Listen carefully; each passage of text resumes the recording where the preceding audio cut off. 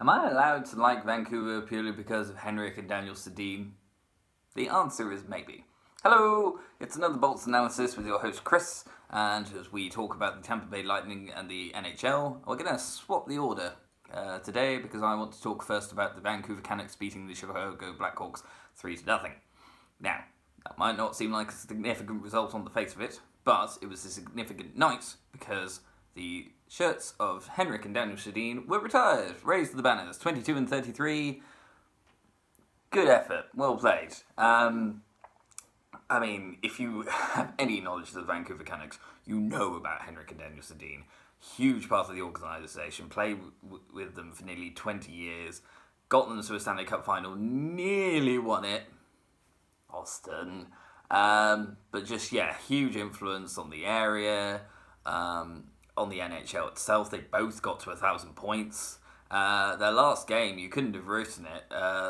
Henrik set up Daniel for the overtime winner. I mean, that's the stuff that sort of comes out of Hollywood, not just your average NHL game. And I guess it wasn't an average NHL game. And the one last night was not an average NHL game because looking at the shot count, Chicago should have won by a mile. They had 49 shots, but Jacob Markstrom stopped every single one of them. And that doesn't quite get your shirt raised to the rafters, but hey, keep doing it, and it will. It easily will.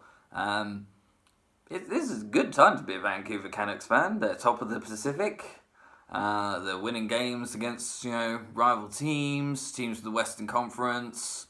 This will be the first playoff appearance. If they do make the playoffs this year, it'll be the first time they made it since 2015. And if they win it, of course, they'll have home ice advantage, which would be fantastic. There's the chance that they might get to play either the Oilers or the Flames in the playoffs. That would be fantastic as well. And I think they've still got a few things to work on. But hey, if Markstrom keeps playing like that, they'll be doing just fine. They've got Quinn Hughes, who's one of the candidates for Rookie of the Year. Really good defenseman, but capable of putting up a fair few points as well. JT Miller's been really good since he's moved from Tampa Bay Lightning. We miss you, JT. Just lots of strength, lots of promise. Pettersson as well. Pettersson was a really good rookie last year, but he's kept it going to the extent that he is kind of getting targeted a little bit in certain games. Don't think we haven't noticed, Calgary.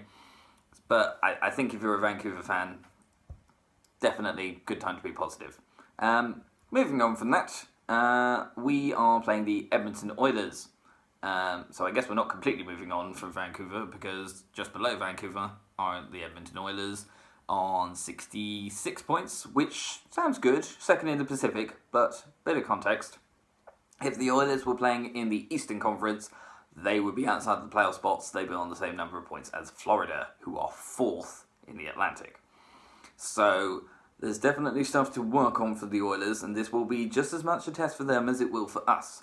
We are missing some key players. We don't have Stamkos, Kucherov, and Cirelli, so our forward line is taking a hit. But we still have plenty of firepower. We've got Braden Point, Killorn's having a good season, even Yanni Gourde's getting back in on the scoring action, and of course we have Andrei Vasilevsky, who is not the easiest person to get past. On the other hand, for the Oilers, they do have Draisaitl for this one, so he will be their main threat, but they don't have McDavid, which doesn't cripple them, but definitely leaves them a little short-handed. It means that someone like Nugent Hopkins, Clefbaum, Yamamoto, someone's going to have to put in a really good game because they won't quite have the speed that they do when McDavid is in the lineup. And if Draisaitl has an off game, well, they don't really have anyone to go, Draisaitl played badly, but McDavid played good. They don't have that. And they don't have Neil either, who's been pretty good for them. So I feel like a lot of it is going to be on Draisaitl tonight, unless someone else can provide some secondary scoring. Which I guess the Oilers have got a bit better at, but there's still room for improvement. And there's also room for improvement in their defence, which I'm not completely convinced by. At times it's been better, but it really does depend on how Mike Smith's feeling. If he's feeling good, they're fine. If he's not, oh dear. Point of fact is, I guess, the best example of the Oilers having shaky defence, but really good attack, is they were hosting New York Rangers earlier in the season, and they were up 6-0. Fantastic. It ended up 7-5. How on earth do you let a 6-0 game suddenly become a real nail-biter? That shouldn't ever happen against anyone, regardless of who it is. That's the sort of thing that if you did in the playoffs, you'd be looking at a sweep, and it wouldn't be in your favour. So, for us, we'll try and get by without our sort of top forwards. For the Oilers, that defence needs to be ready for regardless of who they face, because at times it's been lacking. But it should be a fun game. I'm looking forward to it. I think I'm going to go with 3-2 to Tampa. I